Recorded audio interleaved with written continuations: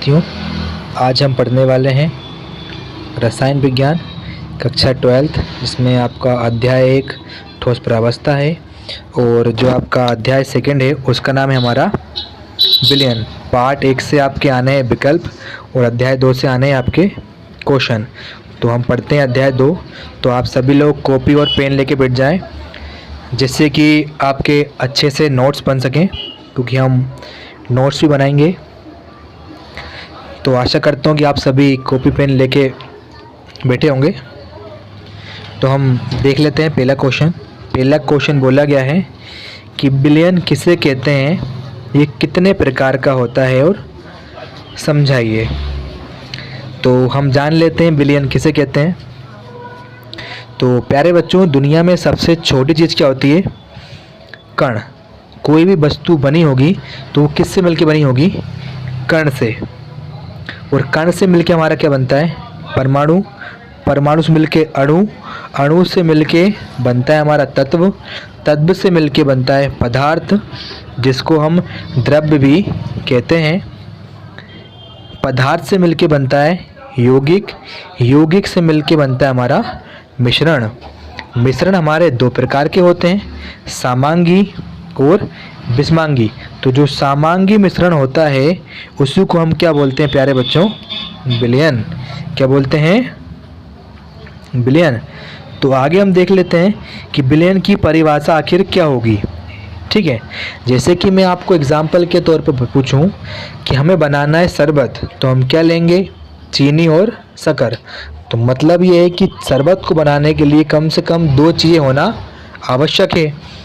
यदि हम चाहें तो उसके ऊपर नींबू भी डाल सकते हैं, परंतु हमें कम से कम 2 चीज़ें चाहिए होगी। तो हम बोल सकते हैं 2 या 2 से अधिक पदार्थों का जो समांगी मिश्रण होगा वही क्या कहलाएगा? हमारा विलयन कहलाएगा। तो 2 या 2 से अधिक पदार्थों के समांगी मिश्रण को ही हम क्या बोलते हैं? विलयन। विलयन में 2 चीज़ें होती हैं, जिसको हम बोलते हैं विलेय एवं विलायक। विलयन के 2 घटक होते हैं, विलेय एवं विलायक। जैसे कि हमने बोला कि चीनी एवं जल का जो मिश्रण है वो क्या बनाएगा? हमारा शरबत। तो शरबत हमारा क्या कहलाएगा? विलयन। और चीनी और जल हमारे क्या कहलाएंगे?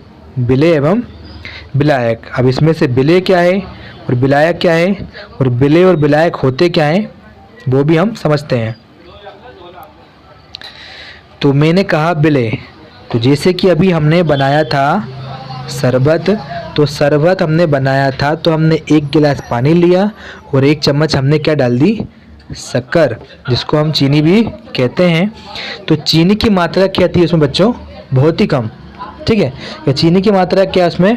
बहुत कम। तो बोल सकते हैं कि विलयन का वह घटक जिसकी मात्रा क्या हो? कम हो, वह हमारा विलेय कहलाता है। जैसे कि शरबत में चीनी की जो मात्रा होगी वह क्या कहलाएगी? हमारा विलेय। आगे हम देखें विलायक के बारे में, तो हमने देखा कि शरबत में जल की मात्रा क्या थी? अधिक। तो जिसकी मात्रा अधिक होती है विलयन में, वह हमारा क्या कहलाता है? विलायक कहलाता है। तो हम कह सकते हैं कि विलयन का वह घटक जिसकी मात्रा अधिक होती है विलायक कहलाता है। जैसे शरबत में जल की मात्रा क्या कहलाएगी? हमारा विलायक कहलाएगी। आगे हम देखें कि विलयनों के कितने प्रकार होते हैं। तो विलयन 2 प्रकार के होते हैं, भौतिक अवस्था के आधार पर और सांद्रता के आधार पर। तो भौतिक अवस्था मतलब जो भौतिक रूप में पाई जाए उसको हम बोलते हैं भौतिक अवस्था। और सांद्रता का मतलब यहाँ पर क्या हो रहा है? गाढ़ापन। क्या हो रहा है प्यारे बच्चों? गाढ़ापन। अब हम देख लेते हैं कि जो भौतिक अवस्था है उसके आधार पर ये कितने प्रकार के होते हैं। तो हम जानते हैं दुनिया में कोई भी चीज़ भौतिक रूप में केवल 3 रूपों में पाई जाती है। कौन कौन सी? ठोस, द्रव और गैस। तो भौतिक अवस्था के आधार पर भी विलयन 3 प्रकार के होते हैं, जिनके नाम क्या हैं? ठोसीय विलयन, द्रवीय विलयन और गैसीय विलयन। अब बात करें हम ठोसीय विलयन की, तो ठोसीय विलयन किसे कहते हैं? तो ऐसा विलयन जो हमें किस अवस्था में प्राप्त हो? ठोस अवस्था में प्राप्त हो। कैसा विलयन कि जो हमें कैसा प्राप्त हो? ठोस अवस्था में प्राप्त हो। इस प्रकार के विलयन को हम क्या बोलेंगे? ठोसीय विलयन कहेंगे। जैसे कि हम देखें जल का बर्फ बनना, तो जो बर्फ मिला हमें वो किस रूप में मिला? ठोस रूप में मिला। तो इस प्रकार का जो विलयन होगा वे क्या कहलाएगा? हमारा ठोसीय विलयन कहलाता है। आगे हम बात करें द्रवीय विलयन की, तो द्रवीय विलयन क्या होगा? ऐसा विलयन जो हमें द्रव अवस्था में प्राप्त हो, उस विलयन को हम क्या बोलेंगे बच्चों? द्रवीय विलयन कहते हैं। इसी का रिवर्स करेंगे हम, ठीक है। तो बर्फ का जल बनना, बर्फ का जल बनना क्या कहलाएगा? हमारा द्रवीय विलयन कहलाएगा, क्योंकि हमें जो विलयन प्राप्त हुआ है वो किस रूप में हुआ है? द्रव के रूप में। तो इस प्रकार का जो विलयन होगा वह क्या कहलाएगा? हमारा द्रवीय विलयन कहलाएगा। अगला है हमारा गैसीय विलयन। तो ऐसा विलयन जो हमें गैस अवस्था में प्राप्त हो, इस प्रकार के जो विलयन को हम बच्चों बोलते हैं गैसीय विलयन। जैसे कपूर का जलना या कपूर का जल वाष्प में परिवर्तित होना ही क्या कहलाता है? हमारा गैसीय विलयन। कैसे कि कपूर क्या होता है? जल के गैस रूप में क्या जाता है? परिवर्तित। तो उस प्रकार का जो परिवर्तन होगा या जो विलयन प्राप्त होगा उसको हम क्या बोलेंगे बच्चों? गैसीय विलयन कहते हैं। अगला पॉइंट है हमारा सांद्रता, जिसको गाढ़ापन भी हम कह सकते हैं, के आधार पर ये कितने प्रकार के होते हैं? 5 प्रकार के होते हैं। पहला है हमारा तनु विलयन, सेकेंड है हमारा सांद्र विलयन, तृतीय है हमारा संतृप्त विलयन, फोर्थ है असंतृप्त विलयन, फिफ्थ है हमारा अति संतृप्त विलयन। जिसमें हम पहला पॉइंट पढ़ने वाले हैं। इसमें हमारा पहला पॉइंट क्या है? तनु विलयन। तो मैं आपको पहले एग्जांपल समझाऊंगा फिर आप समझेंगे। तो अभी हमने पढ़ा विलयन के बारे में, जिसमें विलेय हमारा क्या था? जिसकी मात्रा कम थी। विलायक क्या था? जिसकी मात्रा अधिक थी। जैसे कि हमने शक्कर को कहा था विलेय और जल को कहा था विलायक। तो इन्हीं दोनों को लेकर हम चलेंगे, जिससे कि हमें ये जो पांचों नाम है ये आपको समझ में आसानी से आ जाएंगे। तो मैंने क्या किया, 1 चम्मच शक्कर ली और 1 गिलास पानी लिया, तो उसको मिलाया तो क्या बना? हमारा शरबत। तो शक्कर की मात्रा क्या थी बच्चों? बहुत ही कम, और जल की मात्रा क्या थी? बहुत ही अधिक। तो शक्कर को हम क्या बोल रहे हैं? विलेय, और जल को हम क्या बोल रहे हैं? विलायक। तो हम यहाँ बोल सकते हैं कि सर विलेय की मात्रा क्या है विलायक की तुलना में? बहुत ही कम। तो इस प्रकार का जो विलयन प्राप्त होगा उसी को हम क्या बोलेंगे बच्चों? क्या बोलेंगे? तनु विलयन। क्या बोलेंगे? तनु विलयन। और इसको आदर्श विलयन भी कहा जाता है, क्योंकि 1 चम्मच शक्कर का शरबत सभी पी सकते हैं। ये तरीका समझने का। तो हम बोल सकते हैं कि वह विलयन जिसमें विलेय की मात्रा क्या हो? विलायक की अपेक्षा क्या हो? बहुत ही कम। तो इस प्रकार का जो विलयन होगा उसे हम क्या बोलेंगे? तनु विलयन बोलेंगे, और इसे आदर्श विलयन भी कहा जाता है। अगला है हमारा संतृप्त विलयन।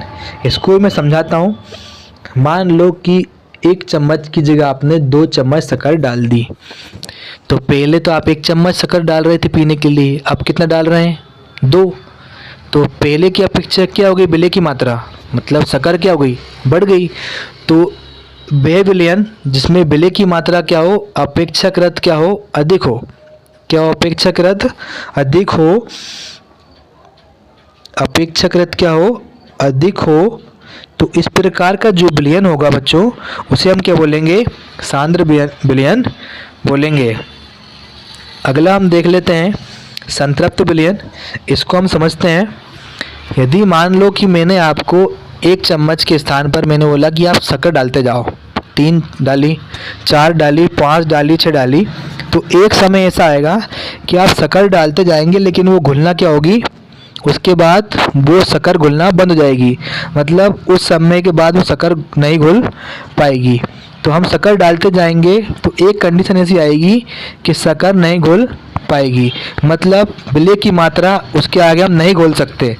तो उस समय जो विलयन प्राप्त होगा उसको हम क्या बोलेंगे, संतृप्त विलयन बोलेंगे। तो हम बोल सकते हैं यहाँ से कि वह विलयन जिसमें निश्चित ताप पर विलय की और अधिक मात्रा नहीं घोली जा सकती, नहीं घोली जा सकती, इस प्रकार के विलयन को हम क्या बोलेंगे बच्चों, संतृप्त विलयन कहेंगे। आगे बात करें असंतृप्त विलयन की, इसको मैं समझाता हूँ। अब मैंने 1 चम्मच शक्कर डाली थी पहले, उसको हमने कहा था तनु विलयन। इसके बाद मैंने 2 चम्मच शक्कर डाली जिसमें विलय की मात्रा क्या हुई थी, अपेक्षाकृत अधिक, तो उसको हमने क्या कह दिया था, सांद्र विलयन। अब यदि मैं 3 चम्मच शक्कर डालूं, 4 चम्मच शक्कर डालूं, तो वो क्या नहीं घुलेगी क्या, तो आप कहेंगे सर बिल्कुल घुलेगी। तो मतलब ये है कि हम विलय की और अधिक मात्रा भी इसमें हम घोल सकते हैं, किसमें, विलायक में। और घोल किसके रहे हैं, शक्कर को, और शक्कर ही हमारी क्या है, विलय है। तो हम बोल सकते हैं कि वह विलयन जिसमें विलय की और अधिक मात्रा घोली जा सकती है उसे हम क्या बोलते हैं, संतृप्त विलयन कहते हैं। और तनु और सांद्र विलयन भी इसी श्रेणी में आते हैं। अगला हम देख लेते हैं अति संतृप्त विलयन। इसके नाम में ही आपका आंसर छिपा हुआ है, संतृप्त की अति होना। यानी हमने पढ़ा संतृप्त विलयन के बारे में, उसमें हमने क्या पढ़ा था, उसमें हमने ये पढ़ा था कि हमने शक्कर डालते गए थे, तो एक टाइम ऐसा आएगा कि शक्कर घुलना क्या हो जाएगी, बंद। तो उस समय उस विलयन को हम क्या बोल रहे थे बच्चों, संतृप्त विलयन कह रहे थे। अब यहाँ पे क्या हो रहा है, संतृप्त की अति। तो संतृप्त की अति से मतलब हमारा क्या होगा कि विलय की मात्रा को और अधिक बढ़ा देना, यानी शक्कर की मात्रा को और अधिक बढ़ा देना, यानी जो संतृप्त विलयन में जो शक्कर थी उसकी भी अति कर देना। ठीक है, मतलब यानी एक ऐसा विलयन जिसमें विलय पदार्थ की मात्रा संतृप्त विलयन की अपेक्षा क्या होती है बच्चों, अधिक होती है, अति संतृप्त विलयन कहलाता है। ये आज का हमारा टॉपिक यहीं पे कवर होता है। आशा करता हूँ कि आप सबको ये वीडियो समझ में आई होगी, पसंद भी आई होगी। इस प्रकार से आप नोट्स बनाते रहें, इसी प्रकार से मैं आपको आगे भी इस पार्ट के टॉपिक पढ़ाता रहूँगा। वीडियो पसंद आई तो लाइक करें, कमेंट करें और अधिक से अधिक अपने दोस्तों को शेयर करें, जिससे कि इस वीडियो का लाभ सभी तक पहुंच सके। और मेरे चैनल को सब्सक्राइब कर लें, जिससे कि आपको आने वाली वीडियो का नोटिफिकेशन समय पर प्राप्त हो सके। थैंक यू प्यारे बच्चों।